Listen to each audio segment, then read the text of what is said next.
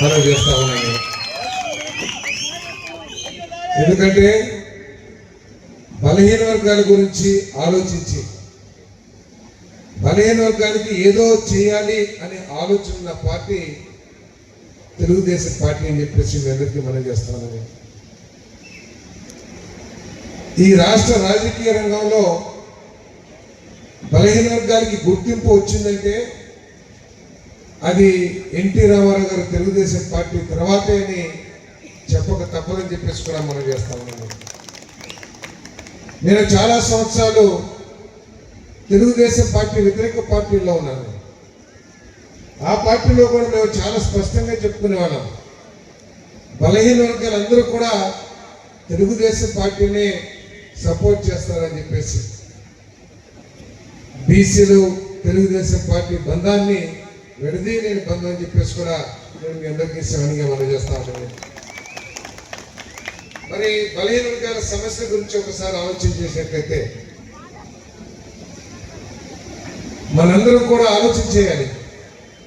ఈరోజు రజక సోదరుడు కానీ సోదరి కానీ లేకోకుండా హిందూ సాంప్రదాయాన్ని గౌరవించే ఏ కుటుంబంలో కూడా మనిషి పుట్టుక దగ్గర నుంచి మనిషి చనిపోయే వరకు కూడా రజక సోదరుడు సోదరి అవసరం లేకోకుండా ఏ కుటుంబం కూడా ఉందని చెప్పేసి మీకు మనం చేస్తామని నేను. ఈ బలహీన వర్గ వాళ్ళందరూ కూడా వారి వారి కుల వృత్తుల్ని చేసుకుంటూ గౌరవంగా చేసుకుంటూ ఇన్ని దశాబ్దాలు ఇన్ని శతాబ్దాలు ఈ భారతదేశంలో గ్రామ వ్యవస్థను కానీ సమాజాన్ని కానీ ముందుకు తీసుకెళ్లడంలో ఈ బలహీన వర్గాల పాత్ర ఎవరు మరవరానిదని చెప్పేసి అందరికీ మనం చేస్తాను. ఒక గ్రామంలో బట్టలు ఉతకాలంటే రజక సోదరులు, లేదు ఒకరికి చెప్పులు కుట్టాలంటే మాలిక సోదరులు, అదేవిధంగా మరి నాయ బ్రాహ్మణులు, ఈ కుల వృత్తిదారులు అందరూ లేకోకుండా ఏ గ్రామం కానీ ఏ సమాజం కానీ ఉన్నదనేది వాస్తవం అని చెప్పేసి మనం చెప్తాను. మీరందరూ కూడా నిశ్శబ్దంగా వారి వారి పని చేసుకుంటూ సమాజాన్ని ముందుకు తీసుకెళ్ళేటట్టే వారు ఎక్కడ కూడా సమాజం నుంచి తిరిగి పొందలేదు, ఏమీ పొందలేదు అనేది వాస్తవం అని చెప్పేసి అందరికీ మనం చేస్తాము. ఇన్ని దశాబ్దాలు మనందరం కూడా గౌరవంతో, సమాజం మీద గౌరవంతో, గ్రామంలో పెద్దల మీద ప్రేమతో గౌరవంతో మన వృత్తి మనం చేసుకున్నా కూడా ఇప్పుడు కూడా స్వాతంత్రం వచ్చిన 75 సంవత్సరాల తర్వాత కూడా మన బలహీన వర్గాల హక్కుల్ని కాలరాయటానికి, హక్కులు ఇవ్వటానికి కూడా నిరాకరించే పరిస్థితులు ఈరోజు ఉన్నాయంటే చాలా బాధాకరం అని చెప్పేసి మనకి మనం చేస్తాం.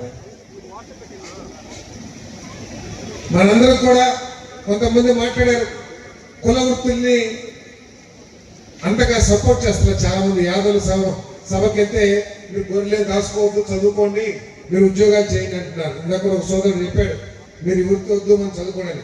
కానీ నేను విభేదిస్తాను వాళ్ళందరితో కూడా. అది తప్పవచ్చు ఒప్పవచ్చు.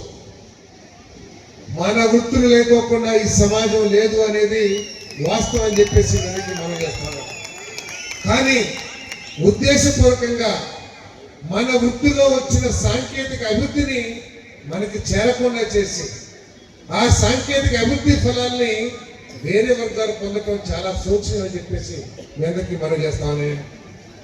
సమాజంలో మొట్టమొదటిగా ప్రతి ఒక్కరి మురికి బట్టల్ని, చెమట బట్టల్ని ఉతికింది మీరైతే, సాంకేతిక అభివృద్ధి చెందిన తర్వాత లాండ్రీలు లేదా వాషింగ్ మెషిన్లు లేదా టెక్స్టైల్ ఇండస్ట్రీలు మాత్రం కోట్లు పెట్టుబడిగా పెట్టగలిగే పెద్దల చేతుల్లోకి వెళ్ళిపోయిందని చెప్పేసి మీకు మనం చేస్తామని. అందుకనే మన వృత్తిని మనం అగౌరవపరుచుకోవాల్సిన అవసరం లేదనేది నా భావన. మన వృత్తిలో అవన్నీ కూడా మనకే అప్పచెప్పాలి. దానికోసం పోరాటం చేద్దాం. దానికోసం మనందరం కూడా అన్ని బలహీన వర్గాలు అందరం కలిసి ఈ సమాజానికి మనం ఏమి ఇచ్చామో మళ్ళీ సమాజం నుంచి పొందడానికి మనందరం కూడా కృషి చేద్దామని చెప్పేసి మీ అందరికీ మనం చేస్తామని నేను. ఈరోజు ప్రభుత్వం నుంచి మనం డిమాండ్ చేస్తున్న చాలా మంది సోదరులు చెప్పారు తప్పుకోకుండా. కానీ మనం గుర్తించాల్సింది ఏంటంటే బలహీన వర్గాల గురించి ఆలోచించే పార్టీ తెలుగుదేశం పార్టీ అనే విషయాన్ని మనందరూ కూడా గుర్తించాలని చెప్పేసి మీ అందరికీ సౌర్యంగా మనం చేస్తా ఉన్నాను. ఎందుకంటే ఈరోజు బడ్జెట్ కేటాయింపులు చూసినా లేదు బలహీన వర్గాలకి ప్రత్యేక పథకాలు పెట్టినా అది తెలుగుదేశం పార్టీలోనే పెట్టారని చెప్పేసి మీకు మనం చేస్తాను.